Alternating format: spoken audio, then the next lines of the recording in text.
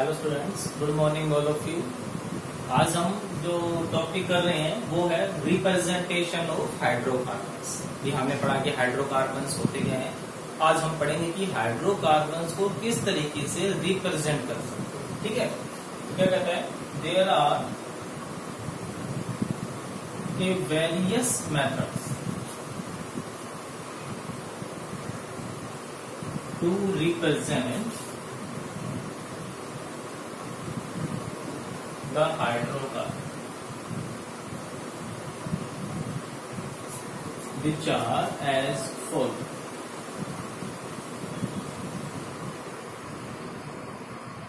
ठीक है, तो जो फर्स्ट आता है वो है हमारे पास मोलिक्यूलर फॉर्मूला।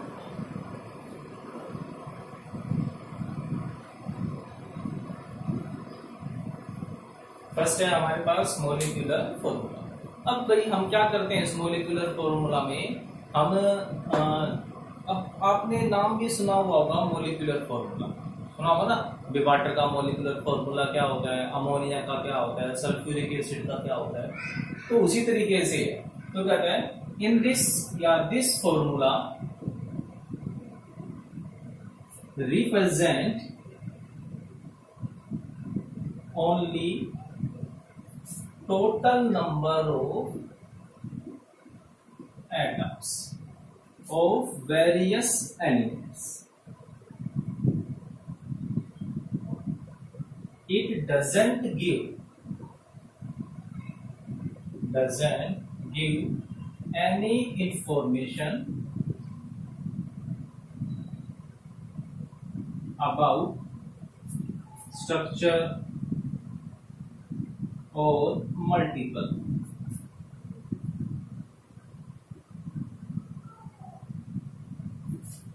ठीक है, यही वो जो कंपाउंड है उस कंपाउंड का स्ट्रक्चर कैसा होगा कि भाई वो जैसे ब्रांच में है कि चेन में है, रिंग बना रखी है, कुछ भी नहीं पता। उनके बीच में सिंगल बॉन्ड है, डबल बॉन्ड है, मल्टीपल बॉन्ड है, ये भी नहीं पता होगा। सिंपल क्या देगा, ये टोटल नंबर ऑफ एटम्स देगा और इसके अलावा कुछ भी नहीं देगा। ठीक है, तो बेटा इसका यूज ना जनरली क्वेश्चंस में किया जाता है।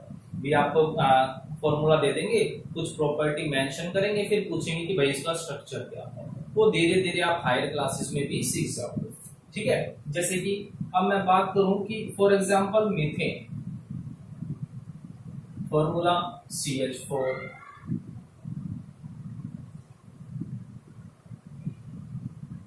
ठीक है। इसी तरीके से इथेन कहूं तो C2H6, ठीक है। हेक्सेन C6H14, कुछ इस तरीके से। ठीक है, तो ये क्या हो गया, सिंपल इनका फॉर्मूला होगा। 6 कार्बन है, 14 हाइड्रोजन है, इसके अलावा उसने कुछ भी नहीं बता रखा। तो ये क्या कहलाएगा, मोलिकुलर फॉर्मूला। सेकंड रिप्रेजेंटेशन आती है हमारे पास, जो सेकंड होगा वो कौन सी आएगी, वो है हमारे पास स्ट्रक्चरल फॉर्मूला। अब जो स्ट्रक्चरल फॉर्मूला होता है वो इससे बेटर होता है। हम बच्चों को स्टार्टिंग में स्ट्रक्चरल फॉर्मूला ही सिखाते हैं। ठीक है, तो देखो अब स्ट्रक्चर, तो नाम से ही पता लग रहा है कि स्ट्रक्चरल फॉर्मूला में क्या होगा। स्ट्रक्चरल फॉर्मूला में हर एक एटम को तो मेंशन करेंगे ही, साथ में उनके बीच का जो बॉन्ड होगा उसे भी मेंशन किया जाता है। सेकंड है structural formula.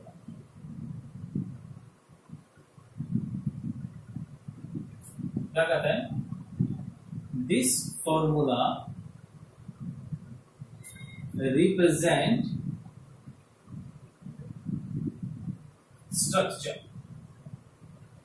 Structure of compound. ठीक है, this formula gives the bond between carbon atoms and carbon hydrogen atoms. ठीक है, तो ये जो स्ट्रक्चरल फॉर्मूला है मतलब कंप्लीट डिस्क्रिप्शन। इस फॉर्मूले में कहता है कि हर एक बॉन्ड को मेंशन किया जाता है, बिल्कुल ओपन करके बताया जाता है कि वो ब्रांच की फॉर्म में है, रिंग की फॉर्म में, जो भी होगा वो बिल्कुल एक्चुअल स्ट्रक्चर होगा। इस स्ट्रक्चर के ऊपर किसी को भी कोई कंफ्यूजन नहीं रहती। अब जैसे कि भाई मेरे पास ही है C3H, ठीक है, तो इसका स्ट्रक्चरल फॉर्मूला क्या होगा? तो स्ट्रक्चरल फॉर्मूला में कुछ ऐसे है ना, कहीं पर कुछ भी कंफ्यूजन नहीं रह जाए। तो जब आप स्टार्टिंग में अभी सीख रहे हैं तो आप इसी तरीके से ओपन करके उसको लिखेंगे, कंप्लीट बता देंगे आपको। C5H10, ठीक है। अब भाई C5H10 है, आप जान चुके हो कि C5H10 ये फॉर्मूला एल्कीन का भी होता है और साइक्लिन का भी होता है ना। अब इस फॉर्मूले से तो नहीं पता ना, बट जैसे ही मैंने इसको स्ट्रक्चरल फॉर्मूला लिखा, हमें कंफर्म हो गया कि भाई ये तो साइकिल है ना, ये कोई एल्कीन नहीं है। तो ये चीज कौन बताएगा हमें? Structural formula. तो स्ट्रक्चरल फॉर्मूला हमें सब कुछ बता देगा, बिल्कुल ओपन करके इसमें लिखते हैं। थोड़ा लेंथी जरूर है, टाइम कंज्यूमिंग भी है, बट स्टार्टिंग के डाउट्स क्लियर करने के लिए बहुत जरूरी है, ठीक है। तो आप कम से कम 5-6 फॉर्मूले इसी तरीके से लिखोगे, ठीक है। नेक्स्ट आता है नंबर 3 आता है हमारे पास कंडेंस्ड फॉर्मूला। ये जो फॉर्मूला है इसका सबसे ज्यादा यूज किया जाता है, ठीक है। तो जैसे ही आप थोड़ा सा सीख जाओगे तो हम सब कुछ कंडेंस फॉर्मूला में लिखेंगे। स्ट्रक्चरल फॉर्मूला इसलिए नहीं लिखते क्योंकि टाइम कंज्यूमिंग है, स्पेस ज्यादा लेता है। तो नेक्स्ट है हमारे पास कंडेंस्ड फॉर्मूला। अब जैसे कि नाम ही सजेस्ट कर रहा है कंडेंस, कंडेंस का मतलब क्या होता है कि किसी को कंडेंस करके, किसी को छोटा बना करके लिख देना, है ना। कंडेंसेशन होता है ना, जैसे गैस को लिक्विड में, मतलब कि स्पेस हमने कम कर दिया है, ठीक है। तो क्या कहते हैं? In this formula we generally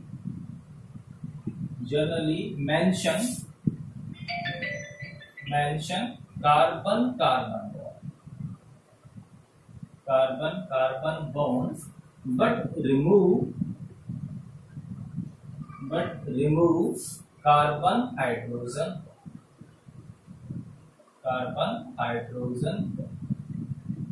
ठीक है। This formula also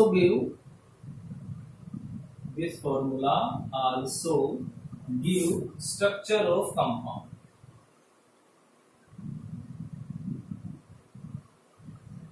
ठीक है। यहाँ पर स्ट्रक्चर का मतलब वो एक्चुअल स्ट्रक्चर नहीं है, यहाँ पर स्ट्रक्चर का मतलब क्या है कि वो ब्रांच की फॉर्म में है, चेन की फॉर्म में है, या फिर वो रिंग की फॉर्म में है, ठीक है। फॉर एग्जांपल जैसे हमने अभी ये फॉर्मूला बनाया था C3H8, है ना, C3H8।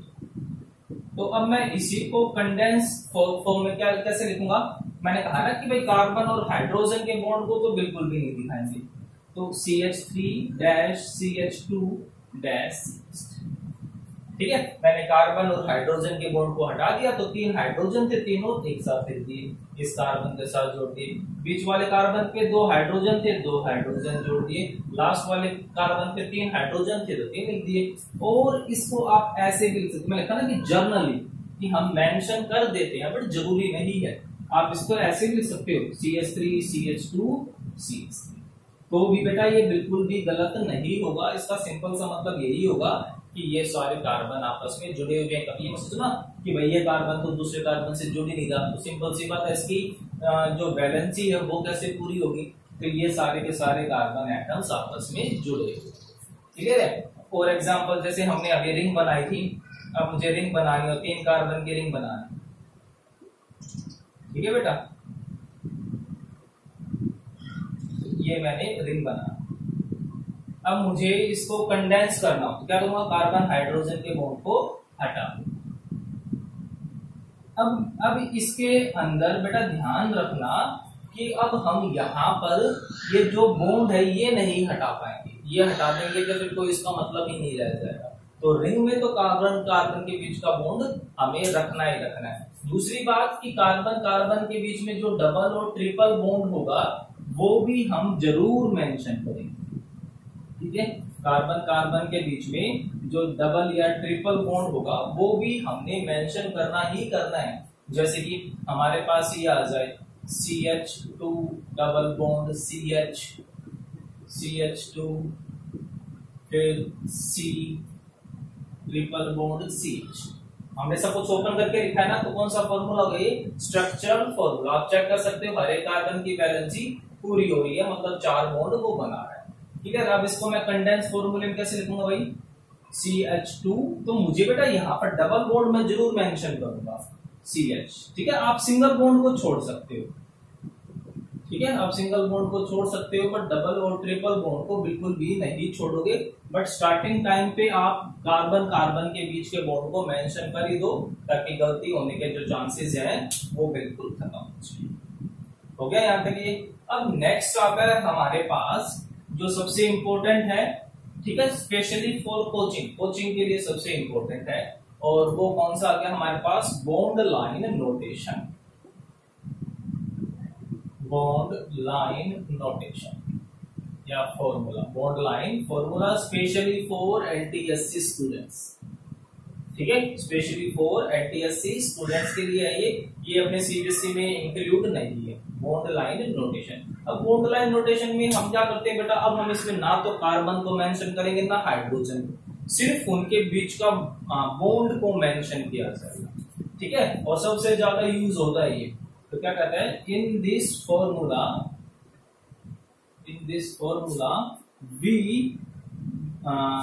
we represent only bonds between carbon atom, between carbon. ठीक है, we do not represent carbon atom and hydrogen atom।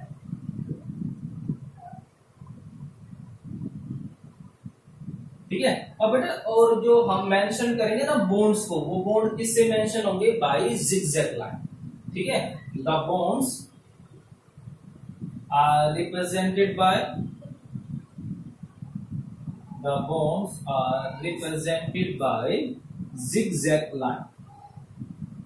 zigzag line and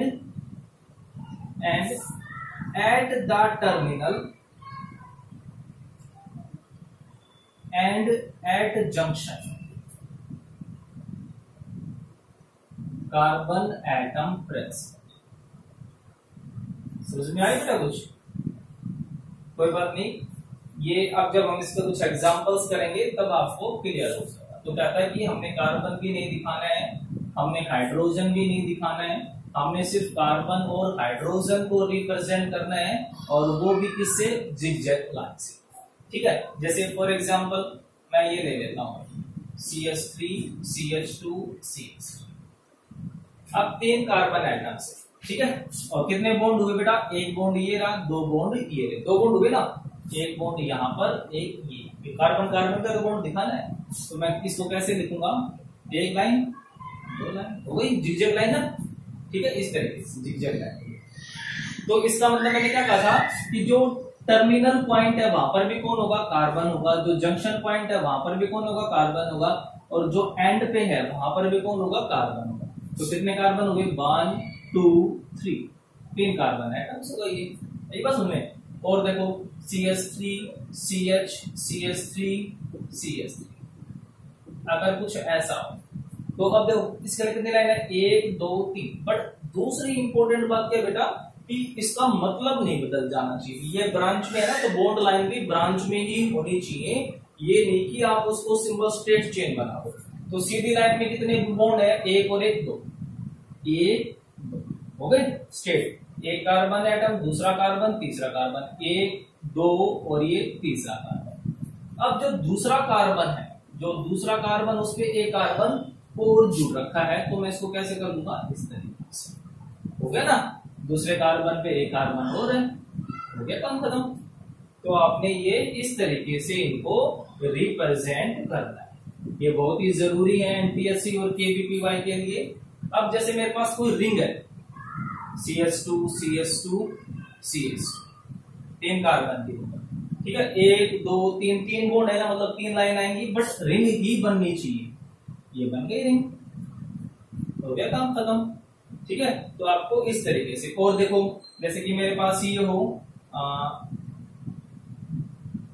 जैसे हमने आज स्ट्रक्चर बनाया था बेंजीन का, है ना, तो बेंजीन का स्ट्रक्चर बनाते हैं।